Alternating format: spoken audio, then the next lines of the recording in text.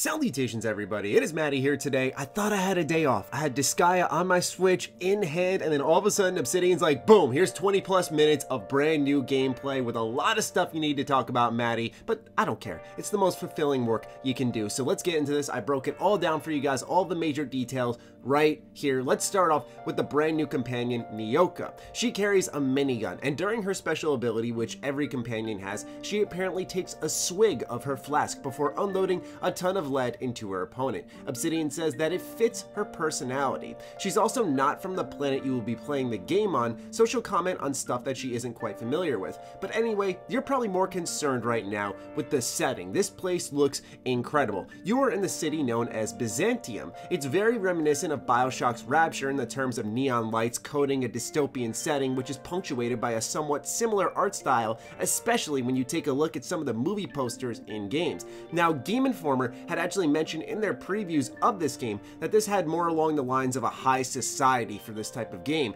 and given that most of the NPCs are referred to as, quote, wealthy citizens, end quote, I'd say they're right on the money. Yeah.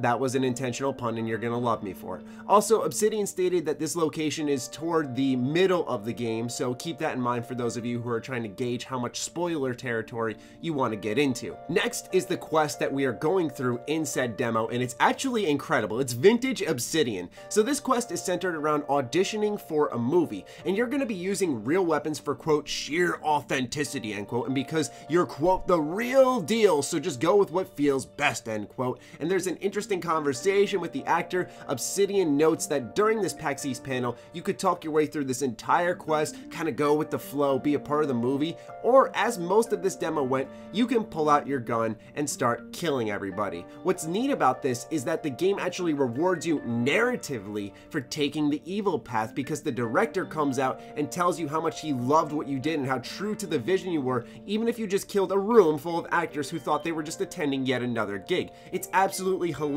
writing, and Obsidian actually kills the quest giver immediately after, saying that you can kill anyone in the game, and they also think that, but cannot fully confirm at this point in time, that you can go through the whole game without killing anybody. So what Obsidian was really punctuating this demo is, look at everyone you can get rid of in this world. Anyway, upon entering and leaving this quest building, you'll note that there are loading screens, which are anatomies of the creatures that you will be encountering throughout the Outer Worlds. Load times were relatively quick, hitting around, I'd say 7 seconds when I counted. There were only 2 throughout the demo, and the demo wasn't entirely bug-free, as an NPC disappeared right off the bat early on and then reappeared, but it was a live demo, which I personally feel displays confidence in the game running well and being at the point they expected to be. They did clarify that this was an alpha of the demo, so if that helps with anyone who's concerned about bugs, keep that in mind. And skill checks, as we know, are a part of the dialogue, but Obsidian is also allowing you to use items when it fits to persuade someone. Here in this conversation, you can actually give someone a Hammersmith grenade launcher in exchange for allowing you through a security checkpoint. So what's great about this is that sometimes it won't boil down to your character's stats, and that you can hunt down an item, or you might already have an item that can get you out of a sticky situation or into an area you're not supposed to get into. Also, there were disguises you could wear to pass the security checkpoint. Put it this way, for anything you can do in this game, there are multiple routes of doing so, which I think is music to everyone's ears, despite any issues you might have with the game. Anyway, let's analyze the inventory. This is our first look at the inventory in the Outer Worlds, and I am a sucker for good menus, and that's probably because I'm a diehard JRPG fan, but anyway, this is a Western RPG, so let's see what Obsidian's got going on. Items that can be equipped onto Felix, which is, by the way, an absolutely amazing mask. I laughed my ass off when I saw it. It actually gives him +5 to lying, so based off that, you can increase different facets within speech for your character, so you can be better at lying rather than persuading, and I think that's good for those of us who are trying to roleplay. The top left actually shows our current character stats. The big number is naturally our level, which is 15. Then from left to right, it goes currency, carry weight, weapon stats, armor stats, so you can get a quick gauge of where you're at this point in the game, and if you need to change anything based off the enemies you're fighting. Now in the companion menu, we can see that a lot of this is a, quote, work in progress, end quote, based off the brackets there next to a lot of the stats. So this could all be subject to change, but let's go into it anyway. It seems based off these stats, you can deck out your companion with a helmet, armor, a ranged weapon, and a melee weapon. Therefore, that explains the behavior menu right beneath those stats, which you can customize to how aggressive they are and what weapons they do favor. flavor, which I do like that you can tweak some of the AI in this game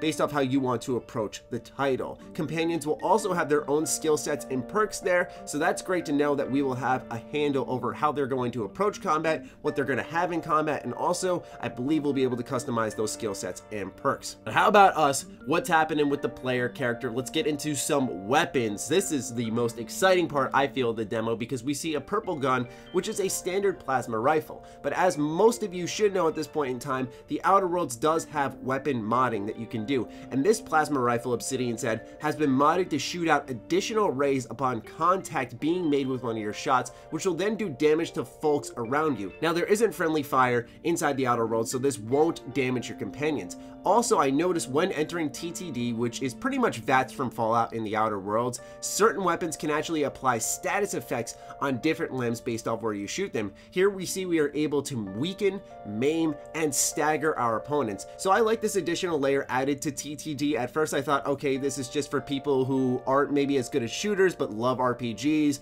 and it's a little way to handhold them through it, but it's not unique enough like VATS. But having different status effects that you can apply, and if enemies are weak to certain status effects, like one is more vulnerable to weakening than maiming, that type of stuff is going to be excellent. And obviously we do know that there are going to be elemental effects tied into this game, so if you combine those weaknesses, you can have some really interesting battles going on. Also, once you do attack these guards, I noted that on the right side of the screen, the game does alert you when your reputation goes down, which is something akin to that of Fallout New Vegas, so I think a lot of you guys out there are going to appreciate seeing that. You're able to track when people don't really approve of your actions. Anyway, once combat slows down, Obsidian does reveal the dripping magma sights from the original trailer of the Outer Worlds can come in different elements, such as the acidic version we see here. Now, this is the only issue I really personally had with the combat that I saw from the Outer Worlds, which is that it desperately needs that level of gore that Fallout has, because you can actually do a normal weapon swing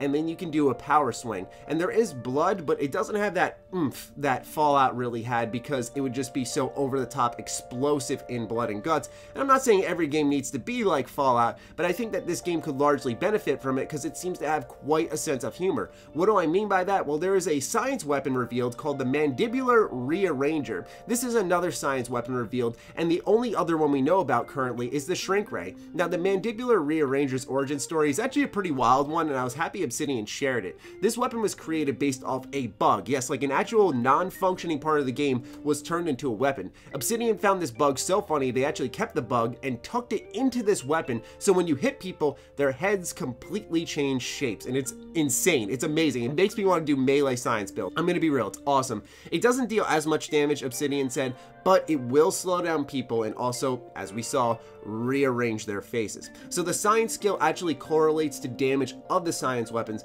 but they also clarified that there is a science weapon for every weapon type, so you wouldn't have to solely build a character around science to enjoy these weapons. So let's say you were doing, I guess, an assault rifle build and you wanted to have a science weapon for your assault rifle. You don't have to worry about that. You'll eventually stumble upon that. I don't know if they're tied to main story quest rewards or if they're side quests or you discover them at the end of dungeons like we've seen in Skyrim before or Fallout New Vegas, but I digress. You will be able to access science weapons across any build, which is great news because I think that's the level of accessibility that this game needs in that sense, where rebuilding your character is part of the charm of the game, but it doesn't have to be around every single facet of it. So yes, making science weapons accessible in that sense, I like. We also are introduced to a new flaw called cynophobia. You were, quote, mauled too many times by canids, and you get the jitters every time one's attacking, making you less effective, end quote. We can see it knocks down your dexterity, perception, and temperament, but it rewards you with a perk point if you accept it, like any other flaw in this game. So just a little additional information there. And finally, we get a look at our own character menu. I think Obsidian accidentally brought it up, but you bet your ass I'm still gonna break it all down for all of you. So in a way, you can actually see your character in third person in this menu, which I do like. I was kind of upset you could only play in first person in this game, so seeing that I can actually see my character somewhere in the menu, good news to me. Anyway, the attributes are strength, dexterity, intelligence, perception, charm, and temperament, which are all in good status at this point in time. I guess the higher or lower they go, those statuses will change. So let's say we accepted that phobia and we did lose a point off of our perception. Does that go into maybe poor or fair? Who knows? But still, just a little suggestion there on what you can expect. All that is revealed in this screen is that strength has an effect naturally on melee damage and carry capacity.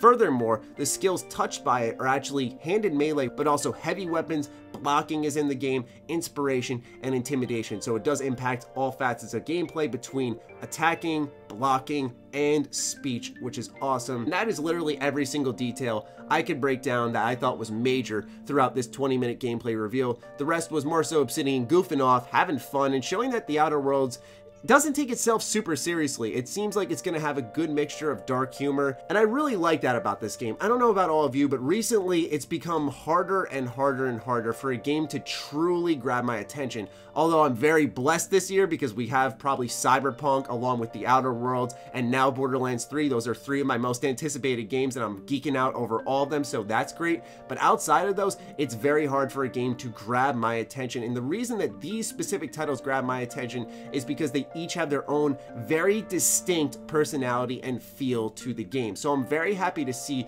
that the Outer Worlds really was embracing fun, wackiness, craziness, and that's what this game seemingly is all about. So I hope you guys enjoyed this full breakdown. Be sure to share it around the web, get people knowing about the gameplay. It really went under the radar because Obsidian didn't even announce that they were showing off more gameplay. But anyway, you guys know me. I'm going to sniff out that Outer Worlds gameplay, and I'm going to give you all I possibly can.